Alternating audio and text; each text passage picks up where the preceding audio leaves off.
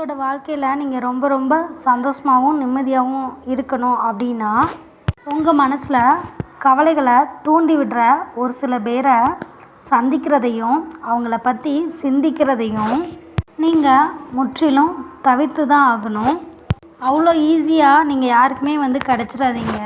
நம்மளோட மதிப்பு தெரியாதனால தான் நம்மளை ரொம்ப சீக்கிரமாகவே ஒரு சில பேர் ஈஸியாக தூக்கி போட்டுறாங்க. தன்னோட தவறை தானாகவே ஒப்புக்கொள்கிற ஒரு உறவை வெறுத்து ஒதுக்கிடாம அந்த உறவை ஏற்றுக்கோங்க. ஏன்னா அந்த உறவை விட உண்மையான உறவு வேறு எதுவுமே இருக்க முடியாது. அதே மாதிரி உங்களோட குறைகளையும் தவறையும் உங்ககிட்டயே சொல்லுவாங்க பார்த்தீங்களா, அந்த மாதிரி ஒரு உறவை என்றைக்குமே லைஃப்பில் இழந்துடாதீங்க. அவங்க அதை பற்றி உங்ககிட்டயே சொல்கிறது உங்களோட தரத்தை குறைக்கிறதுக்காக கிடையாது. மற்றவங்க கிட்ட உங்களோட தரம் என்றைக்குமே குறைஞ்சிடக்கூடாது அப்படின்ற உயர்ந்த நோக்கத்தில் தான் அந்த விஷயத்த சொல்கிறாங்க. ஸோ புரிஞ்சுக்கோங்க. வாழ்க்கையில் சில வழிகள் காட்டாத நல்ல பாதையை சில பேர் நம்ம வாழ்க்கையில் தர்ற வழி காட்டிடும்.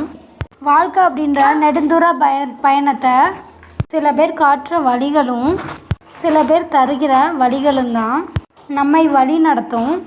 வலிக்குது அப்படின்னு என்றைக்குமே வழி மாறி போயிடாதீங்க. வழி மாறி போயிட்டீங்கன்னா அடுத்தால வாழ்க்கையே மாறி போயிடும். மற்றவங்களுக்கு நீங்கள் தேவை அப்படின்றத விட முதல்ல நீங்கள் உங்களுக்கு தேவை அப்படின்றது சுயநலம் இல்லைன்றத புரிஞ்சுக்கோங்க. உங்களை பயன்படுத்தி கொள்ள நினைப்பவங்க சுயநலம் அப்படின்ற ஒரு விஷயத்த அவங்க உங்களுக்கு தப்பாக புரிய வச்சுருக்காங்க அப்படின்றது தான் உண்மை. நீங்கள் நேசிக்கிற எல்லாருமே உங்கள் கூடவே எப்போவுமே இணைஞ்சிருக்க மாட்டாங்க. நீங்கள் நம்புகிற எல்லாருமே உங்களுக்கு விசுவாசமாக இருக்கிறது கிடையாது. ஒரு உறவுக்காக நீங்கள் விட்டு கொடுத்து போகிறதும் அனுசரித்து போகிறதும் தவறு கிடையாது. ஆனால் அந்த உறவும் உங்களுக்காக விட்டு கொடுத்தும் அனுசரித்தும் போகணும். இல்லைன்னா ஒன்று நீங்கள் அடிமையாக இருப்பீங்க, இல்லைன்னா அந்த உறவு உங்ககிட்ட அடிமையாக இருக்க முடியாமல் உங்களை விட்டு விலகி போயிடும். யாருக்குமே நீங்கள் அலட்சியமாக நினைக்க தோன்ற அளவுக்கு அடிமையாயிடாதீங்க. அப்படி நீங்கள் அடிமையாயிட்டீங்க அப்படின்னா வாழ்க்கையோட ஒவ்வொரு நொடியுமே பார்த்திங்கன்னா உங்களுக்கு வலிகள் நிறைந்த விஷயமாக மாறிடும். மற்றவங்க கிட்ட கடன் கேட்டு காத்துட்ருக்கும்போது தான் வாழ்க்கையில் தன்னோட மதிப்பையும் பணத்தோட மதிப்பையும் பல பேர் உணர்ந்திருக்காங்க.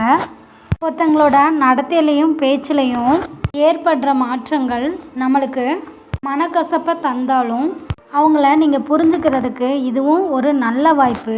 அப்படி தான் நீங்கள் அதை எடுத்துக்கணும்.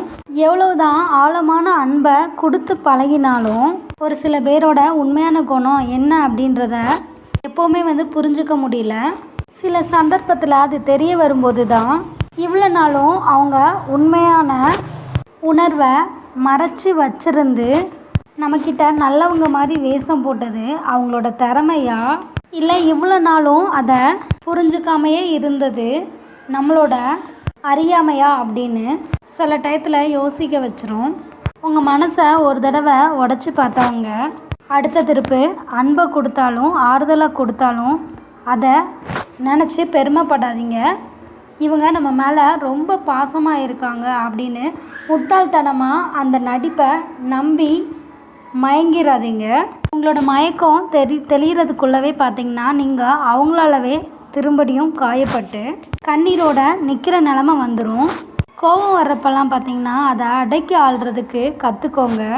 கோபம் அப்படின்றது உங்களை சுற்றி இருக்கிற ஒரு சில பேரால் உங்களுக்கு தற்காலிகமாக ஏற்படக்கூடிய ஒரு குணம்தானே தவிர அது உங்களோட பிறவி குணம் கிடையாது. எப்போவுமே பார்த்தீங்கன்னா உங்கள் லைஃப்பில் அடுத்தவங்களோட கஷ்டத்தை பார்த்து சிரிக்காதீங்க. புண்பட்ட மனசு இருக்குது பார்த்தீங்களா, அது உங்களோட புன்னகையை கூட எரித்து சாம்பலாக்கிடலாம். உங்களுக்கு அன்பானவங்களே உங்களை அவமானப்படுத்தினாங்க அப்படின்னா அதை உங்களோட மனசில் போட்டு குழப்பிட்டு இருக்காதீங்க.